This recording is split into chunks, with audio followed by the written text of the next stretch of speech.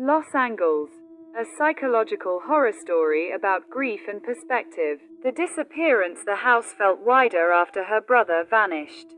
Corners stretched unnaturally, hallways bending where they shouldn't.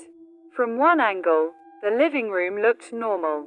From another, a dark gap opened near the stairs, like the house had swallowed something and refused to close its mouth. The photograph. She found an old family photo. When viewed straight, everyone smiled. Tilted slightly, her brother's face blurred, eyes sinking inward.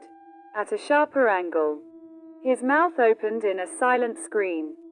The photo frame grew warm, as if grieving on its own. The mirror. At night, mirrors betrayed her. Facing them directly showed her reflection, tired, hollow. But from the side, another version stared back, thinner, wrong. It mouthed a word she couldn't hear. When she stepped closer, the mirror cracked along strange, diagonal lines. Truth she finally understood. Loss changes perspective. Grief bends reality.